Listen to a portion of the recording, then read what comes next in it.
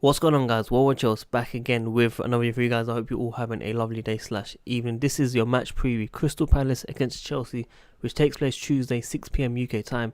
I'll be honest, I didn't even know the game was on tomorrow. I thought it was on Wednesday. This is why games are coming thick and fast. Chelsea fans must be enjoying this top 4 race, of course. Hopefully we get there in the end. But yeah, I'll be summarising Frank Lampard's press conference and giving you all the latest transfer gossip around the club in the last 24 hours. So if you enjoy my content, help me out by liking this video. I need as many likes as possible to help this channel grow. Subscribe if you're new here, hit the notification, tune in daily, and like I say in all my videos, please tune into the live stream after each Chelsea game so we can discuss our opinions. But yeah, in this video here, comment down below your opinions on my topics. So before we get into the press conference and into the team news, etc., we'll be going into the transfer gossip very quickly. Now, of course, we know Emerson was linked with Inter Milan. There are further reports from Italy saying that Inter will be offering a 20 million euros plus 5 million in bonuses, which is a total of 25 million euros for the player. Now, I want to know your opinions. Is that worth it? To me, I think yes, 100%. I don't think he has any more features for Frank Lampard next season. I think we've seen it already this season from the restart. He doesn't look up to scratch that we saw at the beginning of the season. He looks very lazy. I don't think he's pushed under Lampard even better. Under Sarri it was questionable, Conte questionable. It's like Michi. He really hasn't shown what he's capable of, and it's a shame. He's very young and he could have been the future of Chelsea. Really could have tried a bit harder in my opinion, but maybe I'm being too harsh, but he just hasn't cut it. Maybe the injuries have let him down as well.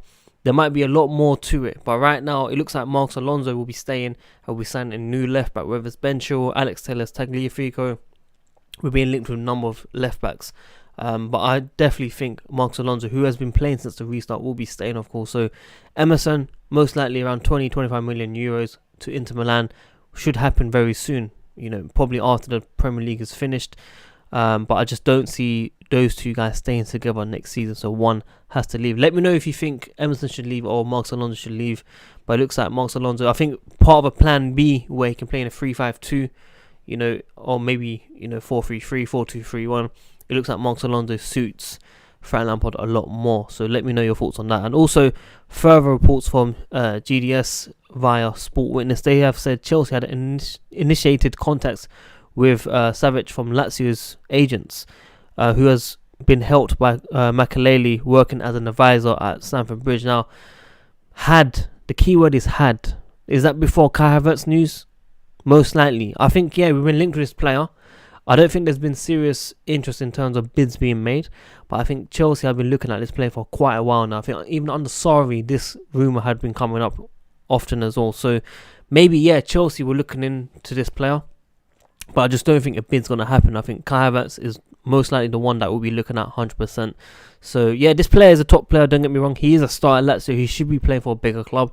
Whether it's at Chelsea or not, I'm not too fast. If we do get him, fantastic. If not, we move on to the main guy, Kai Havertz, of course, which I'm looking forward to. Of course, he played on Saturday against Bayern Munich, scored a penalty. He didn't look too bothered. It looked like he wasn't really bothered for the club. It looks like he's thinking about his next move, and I think Chelsea could take advantage and sign him. So those are your two main stories. It's been a bit quiet. I want to take a break from YouTube. I took a break yesterday, one day only. I want to take a break today.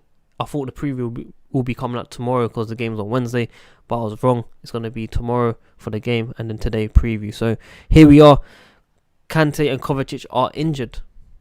Okay, this is very important, okay, because it means Jorginho or Billy Gilmour will be starting in that number 6 role. Now, the question, as you can see from the title, will Jorginho start for Chelsea? I think this is it. He has to feature.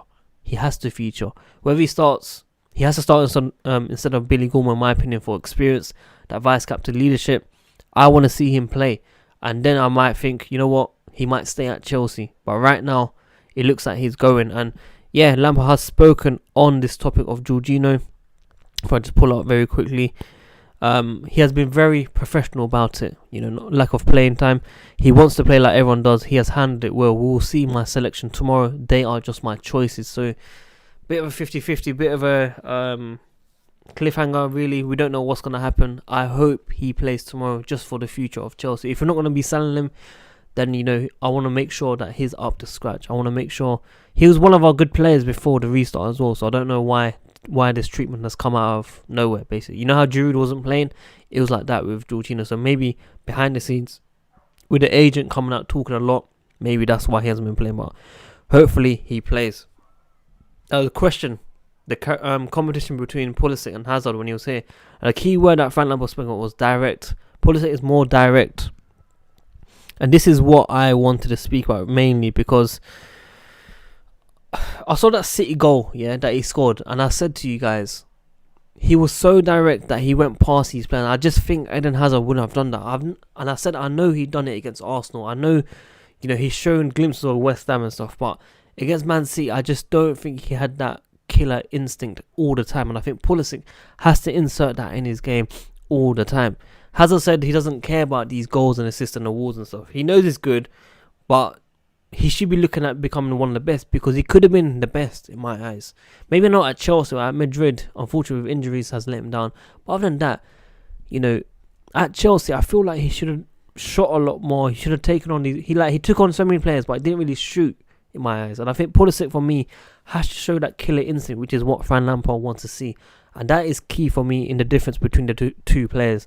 2013 vibes, of course, with Christian Pulisic against Hazard. Hazard was a beast in his first year, getting those penalties in, fouls, most fouls, etc.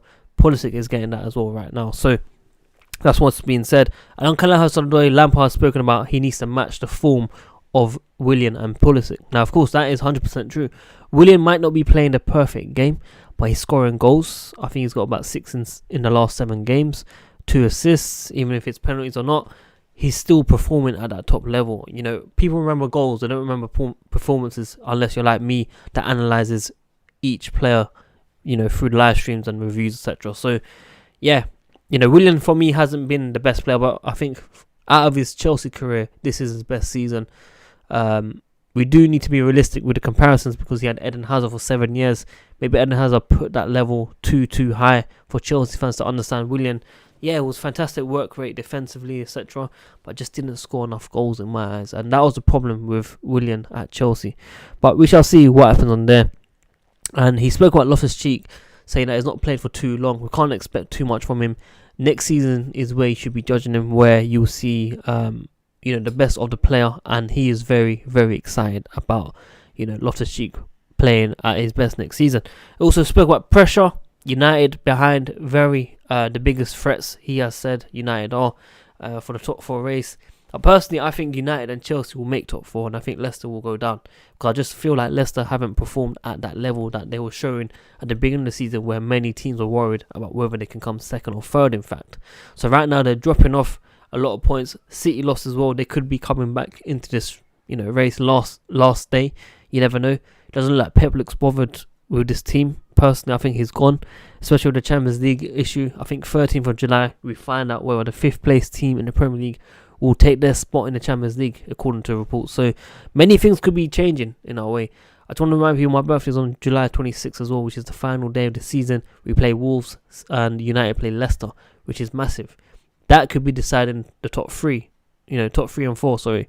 But hopefully Chelsea get that winning. So guys, this is your preview. I hope you enjoyed it. It was meant to be a quick one. I don't know if it was a quick one. It might have been around 9-10 minutes. But those are all your Chelsea gossip news. Those are all your press conference that I've summarised. Let me know your predictions. Of course, I could have went through the lineup as well. I'm going to give you a quick one. I'm going to say Kepa. I'm going to go with the same back line.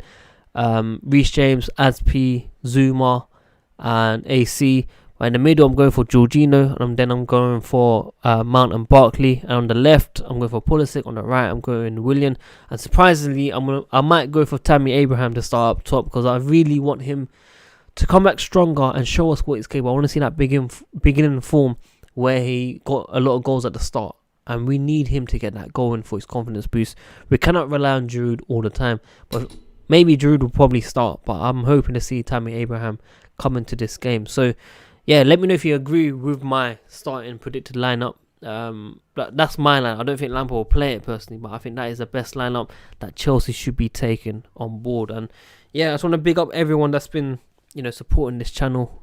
Kamal from Lumps of CFC, Matt Ball, Arrow, Corey, Marv, Alfredo, Ali, I hope I didn't forget someone now, man. I really hope I didn't forget someone. Hopefully I announced Matt because I've forgotten my tweet as well. But big up everyone, that's been supporting on Patreon, podcast, Ross Telfer, of course, Mike. I hope I mentioned Mike as well. So big up all of you guys on my group chat.